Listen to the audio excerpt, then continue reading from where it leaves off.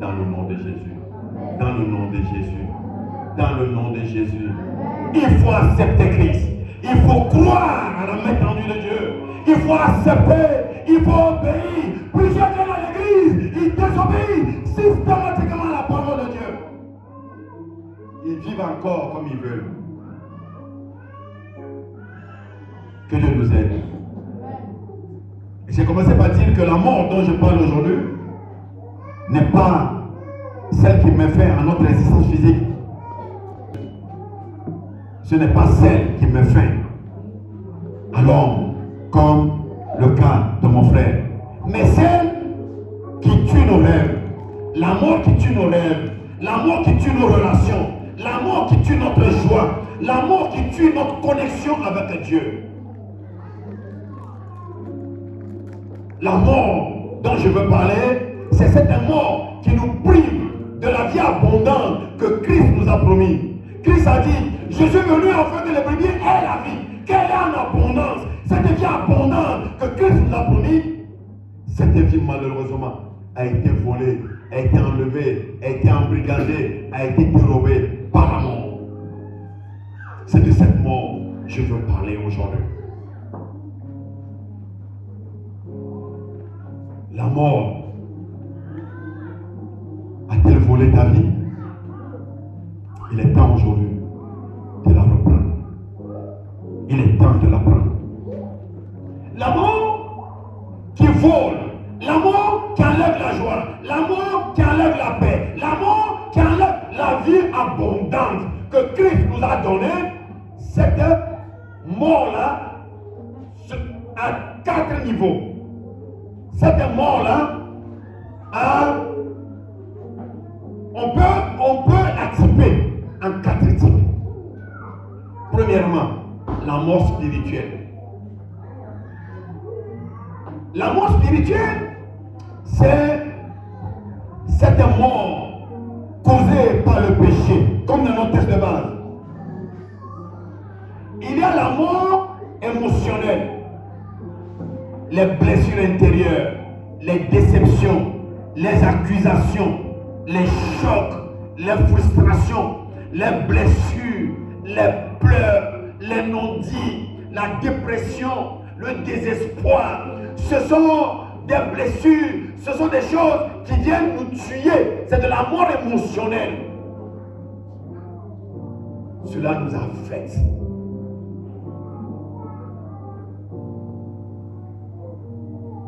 Et vole notre joie. Les blessures intérieures volent notre joie. Les déceptions, les chocs, les critiques, ce que nous vivons vole notre joie. Des gens ont été déçus, ils ont été tellement déçus qu'ils n'ont plus de joie. Ils ont été tellement déçus qu'ils n'ont plus de paix. Ils ont été tellement déçus qu'ils sont malades. Ils ont été tellement déçus qu'ils ne sont plus eux-mêmes. Ils ont perdu le sourire, ils ont perdu la paix, ils ont perdu la joie à cause de la déception, à cause des frustrations, à cause des blessures, à cause du rejet, à cause de l'abandon, des blessures émotionnelles. Il y a la mort relationnelle,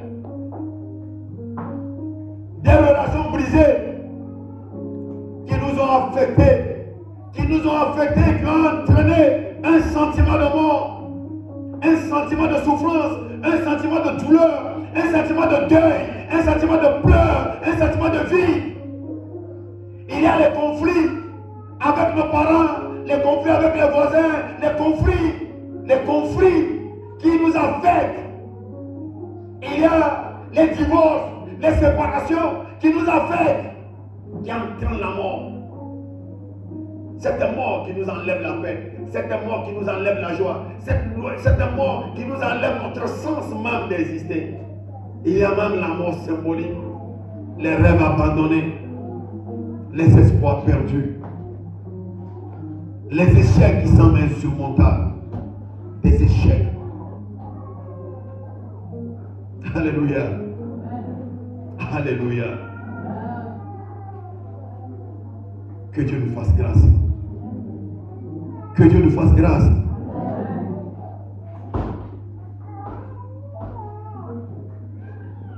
De ces mots, de ce type de mots, Christ le texte nous dit, quelqu'un est là? Lorsque le texte de Romains nous dit ceci, nous avons donc été ensevelis avec lui par le baptême à sa mort, afin que comme Christ est ressuscité de la mort par la gloire du Père, de même nous aussi nous marchons en nouveauté de vie. Alléluia. Nous avons été ensevelis, nous avons été enterrés avec lui par l'eau de baptême, afin que si Christ est ressuscité de mort, que toi aussi tu triomphes de cela. Alléluia. Alléluia. Dieu, riche en miséricorde, à cause du grand amour dont il nous a aimés, il nous a rendu la vie avec Christ. Dieu nous a rendu la vie avec Christ. Alléluia. Et si Dieu nous a rendu la vie avec Christ, la mort n'a plus de pouvoir. La mort n'a plus d'autorité. Oh mort! Oh mort! Où est ton pouvoir? La mort n'a pas de pouvoir pour celui qui a accepté Jésus, pour celui qui vient en Christ, pour celui qui obéit à Dieu, pour celui qui a donné sa vie à Jésus, celui qui a décidé de suivre Christ, celui qui suit Christ en vérité, celui qui marche avec lui en vérité. La mort physique, émotionnelle, spirituelle, même existentielle n'a plus de force. Alléluia. Cette mort n'a plus d'autorité. Et si la mort a volé ta vie, il est temps aujourd'hui de te lever et de la reprendre. Parce qu'avec Christ, nous avons reçu la vie. Alléluia. Alléluia. 4 dimensions de notre victoire avec Christ. Quand le texte dit que nous avons été ensevelis avec lui, dans sa mort par l'eau de baptême, nous avons 4 dimensions. 4 dimensions. Tu triomphes avec Christ, avec sa mort. Premièrement, sur la mort spirituelle. Alléluia. Tu et moi, nous pouvons triompher de la séparation avec Dieu. Le péché nous sépare de Dieu. Le péché nous plonge dans une mort spirituelle. Le péché nous noie. Il nous tue. Et Jésus, par sa mort et par sa résurrection, a réconcilié l'humanité entière avec Dieu. Si Jésus n'était pas venu, si Jésus ne nous avait pas réconciliés, le péché nous aurait damnés pour toujours et pour toujours. Alléluia. Alléluia.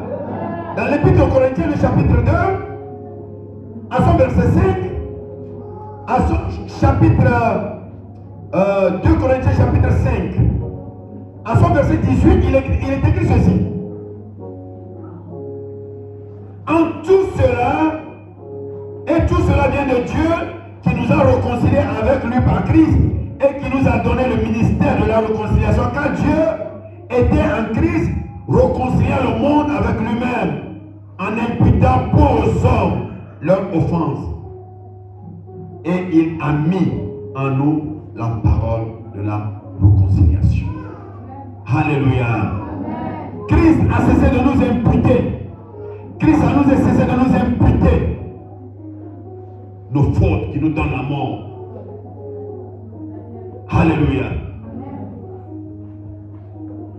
Je voudrais, avant de continuer, toi qui n'as pas de paix, qui n'as pas de joie, je voudrais te dire, viens aujourd'hui, accepte aujourd'hui, décide aujourd'hui, expérimenter la vie en Christ, en te répandant et en acceptant le salut gratuit en Jésus-Christ. Beaucoup viennent à l'église, mais en réalité n'ont pas Jésus. Je prie pour toi que tu aies la force de t'engager aujourd'hui dans le nom de Jésus. La deuxième dimension où la mort de Christ nous donne de triompher, c'est sur la mort émotionnelle. La mort émotionnelle. Tu peux triompher du désespoir. Tu peux triompher de la dépression. Alléluia. Tu peux triompher. Alléluia. Vous savez, il y a des moments qui arrivent où nous nous sentons morts intérieurement. Lorsqu'il y a les deuils, l'échec, le traumatisme, tu te sens mort. Ce que je dis, c'est quelqu'un qui a perdu un être proche, qui a perdu son papa, qui a perdu sa maman, qui a perdu son frère, qui a perdu sa soeur, qui a perdu un être très proche, qui a perdu son mari, qui a perdu sa femme, qui a perdu son enfant, qui peut bien comprendre cela, ce qu'on ressent. On ressent une mort. On ressent. C'est profond. Les mots ne peuvent pas décrire ce qu'en ce moment on peut ressentir devant l'échec. L'échec. Des gens, parce qu'ils ont échoué au BEPC, ils n'ont pas pu continuer les études. Leur vie a changé. Leur vie a changé. Des gens n'ont pas échoué, ils ont échoué au bac, ils n'ont pas réussi au baccalauréat. Sans enlever leur joie, sans enlever leur paix. Les gens ont échoué à intégrer l'armée. Les gens ont échoué à trouver un travail. Les gens ont échoué. Ça a enlevé leur joie, ça a enlevé leur personnalité. Ils sentent une mort. Leur vie n'a presque plus de sens. Les échecs ont fait des hommes ce qu'ils ne veulent pas être. Pour avoir échoué, ils sont devenus quelqu'un d'autre. Alléluia. Je ne sais pas s'il y a quelqu'un comme ça ici ce matin. À cause de l'échec, à cause du deuil, des gens ont perdu leur papa, ils ont perdu leur maman. Leur vie a basculé. Leur histoire a changé. Je vois cette famille ici, ils allaient à l'école en véhicule. Les enfants étaient tout gros. Mais depuis que leur papa est décédé, regardez les enfants aujourd'hui. Tout le monde a maigri. Ils sont à pied, ils marchent seuls. Ils sont obligés d'aller de chantier en chantier dans le quartier, faire le manœuvrage pour acheter des tapettes. La famille de docteur est juste à côté de nous ici. Juste à côté de nous ici. Et chaque fois que je prends ces enfants dans la rue, j'ai des larmes aux yeux. Quand on était en train de travailler ici, le petit est venu me trouver, il me dit, pasteur, il n'y a rien à faire, je fais le journalier. Je fais le journalier pour payer les cahiers, je fais le journalier pour payer mon transport pour aller à l'école. Je fais du journalier pour déjeuner. Il n'y a personne, vous savez, papa est mort. Des gens ont perdu leur papa, leur vie a changé, leur histoire a changé. D'autres ont perdu leur mère, leur vie a basculé. Ils ont perdu leur enfant, leur vie a basculé. Ils ont perdu mari, épouse, leur vie a basculé. Je ne sais pas s'il y a quelqu'un ici comme ça. Je ne sais pas s'il y a quelqu'un comme ça ici. Ta vie a basculé. Ta vie a basculé. Tu as perdu la joie, tu as perdu la paix, tu as perdu la confiance en toi-même, tu as perdu la joie de vivre, tu as perdu la joie d'exister. Tu marches comme dans le vide.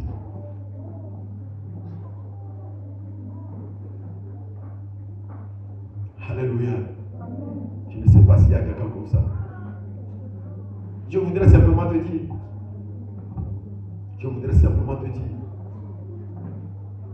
que Jésus va te restaurer. Je voudrais te dire aujourd'hui, Dieu va te restaurer dans le nom de Jésus. Amen. Dieu va te restaurer dans le nom de Jésus. Amen. Regardez Jésus dans la situation de Lazare en Jean chapitre 11. Une situation désespérée. Lazare était mort.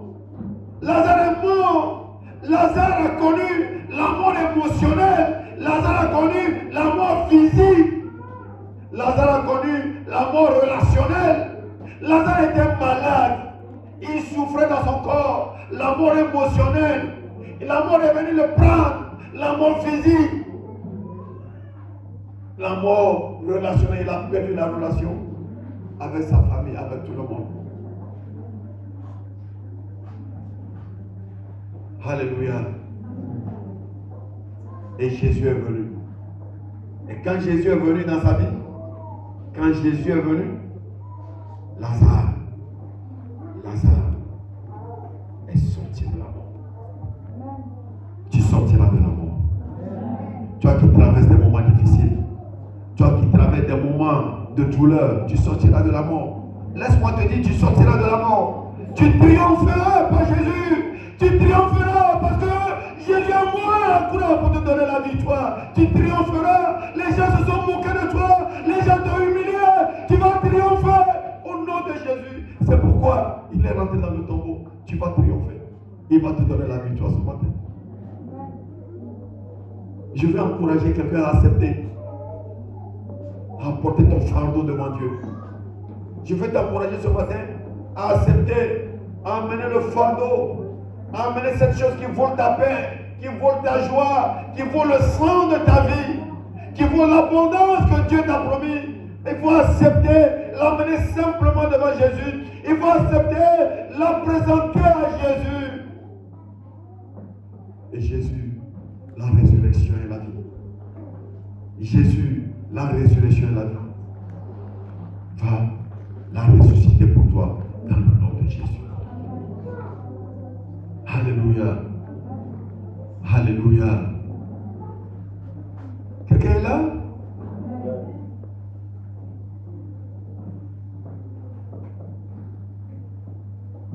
Tu vas triompher.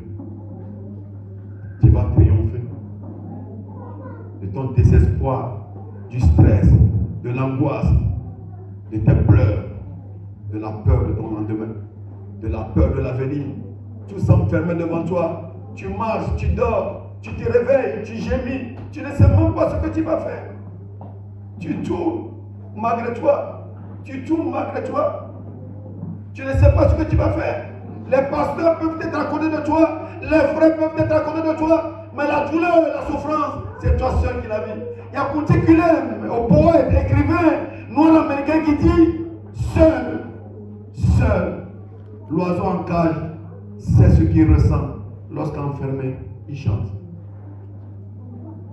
Ils ont pris l'oiseau, on l'a enfermé dans la cage, c'est petit, il est là-bas, il regarde dehors. L'oiseau qui a appelé à voler, l'oiseau qui a appelé à aller partout, l'oiseau qui a appelé à la liberté, à la vie, il est enfermé.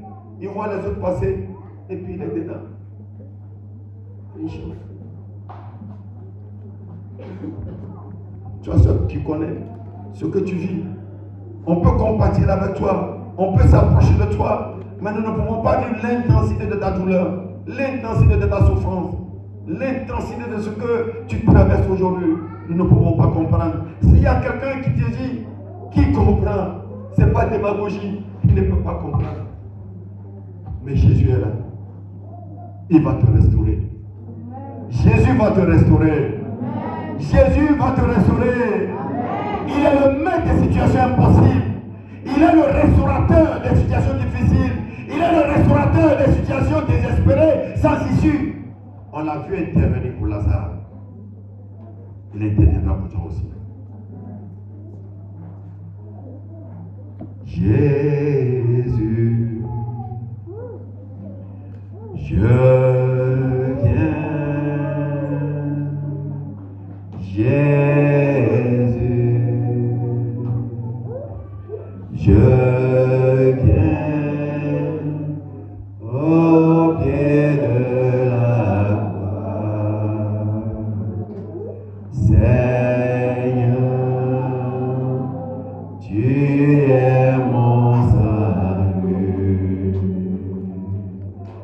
Ma vie, la vie éternelle. Seigneur Jésus, je viens. La vie éternelle. Seigneur Jésus,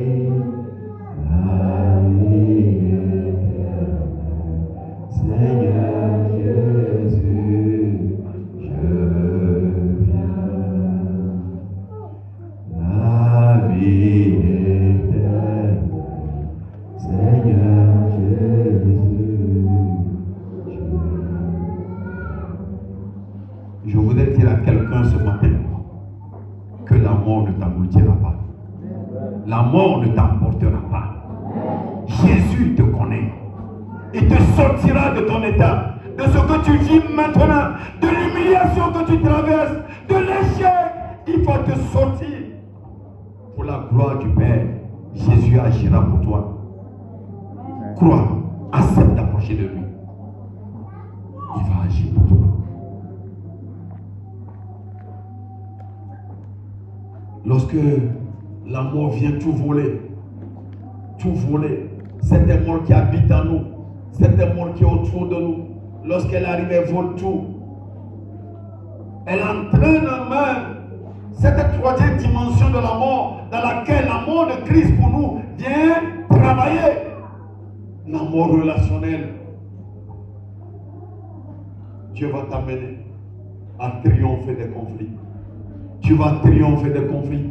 Il y a quelqu'un ici qui ne peut pas arriver au village à cause des conflits. Il y a quelqu'un ici qui ne peut pas marcher libre dans la ville à cause des conflits. Il y a quelqu'un aujourd'hui séparé de sa famille à cause de la souffrance, de la persécution, de la douleur, de tous ces conflits. Jésus va te restaurer. Jésus va te restaurer. Les relations brisées, tu vas triompher de ces ruptures. Tu vas triompher de ces ruptures. Les relations brisées avec la famille, avec les amis, avec le conjoint. Tu vas triompher. Tu vas triompher. Jésus va se lever, il va agir pour toi. Ces relations entraînent dans notre vie un sentiment de mort, un sentiment d'absence totale. Mais laisse-moi te dire, Jésus restaure les relations. Il en a prouvé, il en a fait. Lorsque Pierre a renié, il va restaurer les relations pour toi. Il va te donner meilleur dans le nom de Jésus. Et je voudrais t'encourager. Je voudrais encourager celui qui traverse cette mort relationnelle. Je voudrais t'encourager surtout au pardon dans le cœur. Ceux qui t'ont marché dessus, qui t'ont détruit, qui t'ont brisé, ceux qui ont cherché ta mort, ils ont cherché ta perte. Pardonne. Pardonne-les. Pardonne-les. Pardonne. Tant que ton cœur n'est pas en capacité de pardonner, ta restauration deviendra difficile. Pardonne. S'il te plaît, pardonne. Pour que Dieu te restaure le plus tôt possible. Pardonne. Moi, j'ai connu ces moments où des enfants qui ont accepté Jésus avec moi. J'ai connu ces moments où des pasteurs se sont levés pour chanter par jalousie de n'importe quoi sur moi. Même dans cette ville de Kindia. Dans cette ville de Kindia. Quand des collègues à moi vont chanter forcément les choses sur moi, chez les chrétiens, chez les pasteurs, ça fait mal. Ça fait mal.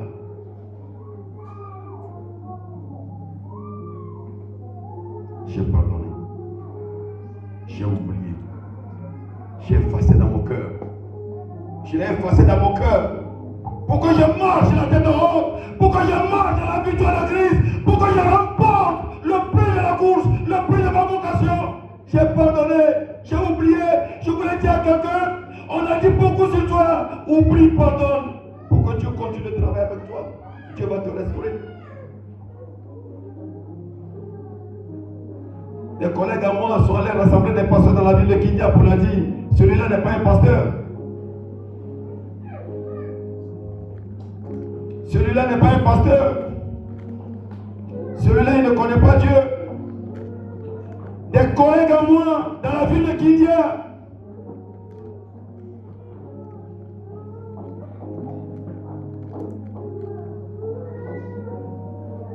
Il faut pardonner pour que Dieu continue d'agir avec toi. Alléluia. Alléluia. Alléluia. Tu peux dire comme Jésus, Père, pardonne-leur. Pardonne. Ils ne savent pas ce qu'ils font. Il faut pardonner pour que Dieu te restaure. Ta restauration dépendra de ton niveau de pardonner. Quel que soit le combat, quelle que soit la bataille, quelle que soit l'opacité de la mort, laisse-moi te dire qu'il y a un Dieu qui l'a vaincu pour toi. Rentre dans le principe et triomphe pour la gloire du Père dans le nom de Jésus. Dans le nom de Jésus. Et lorsque tu es pressé de partout, tu vis la mort spirituelle, la mort relationnelle, la mort émotionnelle. Cela même peut générer cette troisième dimension de la mort essentielle pour laquelle, cette quatrième dimension, la mort essentielle pour laquelle Christ va opérer pour toi. Tu n'as plus de sens, la vie n'a plus de sens pour toi. Des moments où la vie semble vide, sans but, sans espoir. Ecclésiaste dit vanité des vanités. Ecclésiaste chapitre 1, verset 2. Vanité des vanités. Vanité des vanités. Quel avantage. Sa vie n'a plus de sens. Quel avantage revient-il à l'homme de toutes les peines qui se donnent sous le soleil? Sa vie n'avait plus de sens. Alléluia. Jésus donne un sens à la vie. Jésus t'a appelé à le suivre. Jésus t'a appelé à venir à lui. Il va te donner un sens à ta vie. Il va te restaurer aujourd'hui même pour la gloire du Père. Dans Matthieu chapitre 4, Matthieu chapitre 4, je vais rapidement le lire ici pour nous. Matthieu chapitre 4. Dans son verset 19, il est écrit ceci. Jésus leur dit, il leur dit, suivez-moi. Suivez-moi et je vous ferai pécheurs d'hommes. Des hommes dont la vie n'avait plus de sens. Il y a des gens aujourd'hui ici, je ne sais pas, ta vie n'a pas de sens.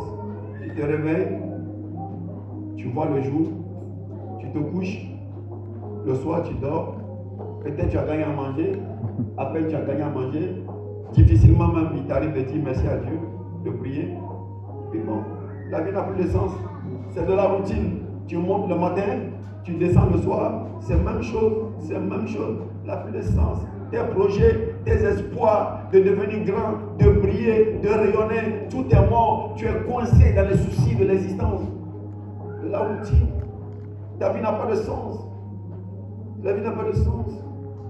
Pas de sens. N'a pas de sens.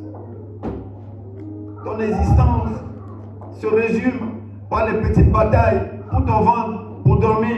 Tu te réveilles, tu gémis. Toute la journée. Éternel recommencement. Éternel recommencement. Alléluia.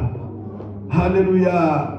Je voudrais t'inviter à t'accrocher à Jésus et tu trouveras un sens pour ta vie. Je veux t'inviter à t'accrocher à Jésus. Toi qui vis le non-sens, accroche-toi à Jésus. Et tu vas trouver le sens pour ta vie. Pour la gloire du Père. Dieu va t'aider. Que Dieu bénisse quelqu'un. Le désespoir, la solitude, ce sont des tombes intérieures. David l'a connu. Je vous dirais, arrivé à la maison, lisez le psaume 42. David l'a connu. Il a senti un vide autour de lui. Les conflits, les trahisons, les divorces, les déceptions, les moqueries, les rejets. En termes de sentiments de mort, l'échec, les sentiments de mort. Ça entraîne la nervosité. Tu n'as plus de joie. Alléluia. Qu'est-ce que la mort t'a volé? Ta paix, ton foyer, ta santé, ton avenir, tes études, tes projets.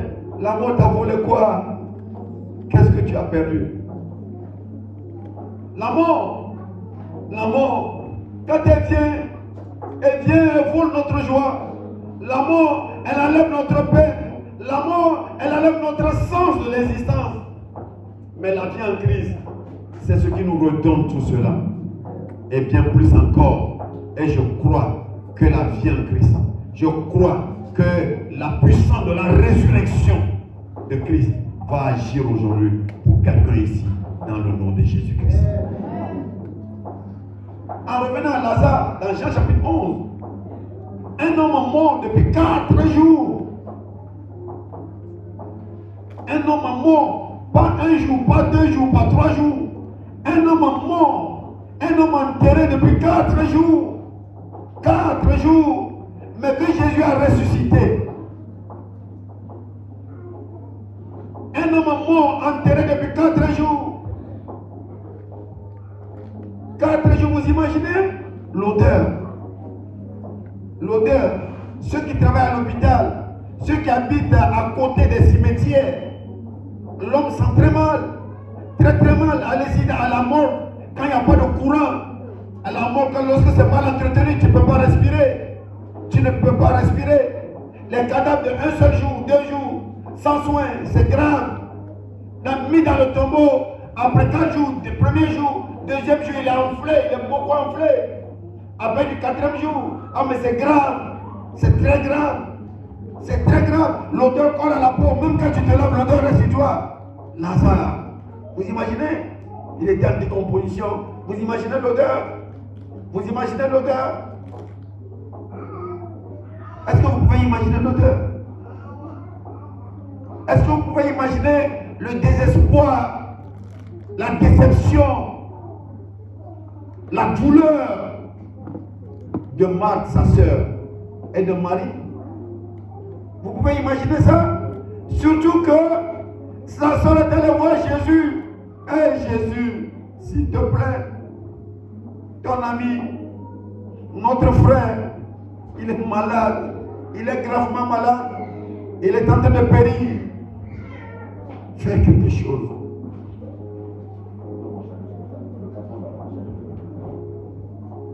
Alléluia. Et quand ils sont allés voir Jésus, Jésus n'est pas venu vite. Jésus est venu en retard. Jésus est arrivé en retard. Complètement en retard. Est-ce que vous pouvez imaginer la déception? Est-ce que vous pouvez imaginer le choc? Elles sont allés voir Jésus. Jésus faisait quoi? Jésus causait, il prêchait. Elles sont allées poser leur urgence à Jésus. Et Jésus a traîné jusqu'à ce qu'il est mort. Et quand Jésus est arrivé, Marie a dit à Jésus, non, ce n'est pas la peine. Il est déjà mort depuis 4 jours. Il est déjà mort.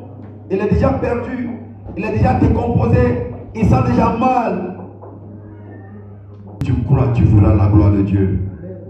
La puissance de la résurrection en Jésus change tout. La puissance de la résurrection en Jésus change tout. Et je crois ce matin, et je déclare ce matin que la puissance de la résurrection de Jésus va tout changer pour quelqu'un au nom de Jésus. La puissance de la résurrection. Ce que les gens n'ont pas cru. Ils n'ont pas cru. Ils ont perdu espoir en toi. Ils n'ont pas cru. La puissance de la résurrection de Jésus va te visiter. Tout va changer pour la gloire du Père.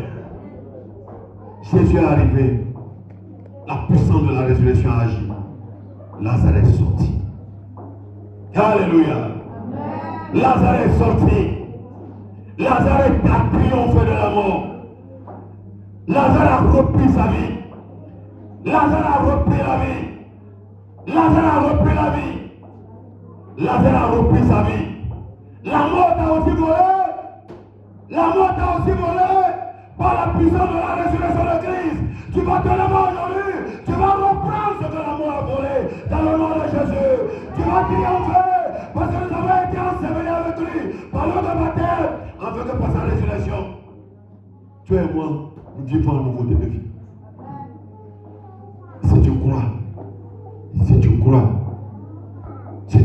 tu vas recevoir ton miracle. Tu vas vivre la grâce de Dieu par la puissance de la résurrection aujourd'hui dans le nom de Jésus. Le fils prodigue, dans Luc 15, le fils prodigue. Voici quelqu'un qui était spirituel.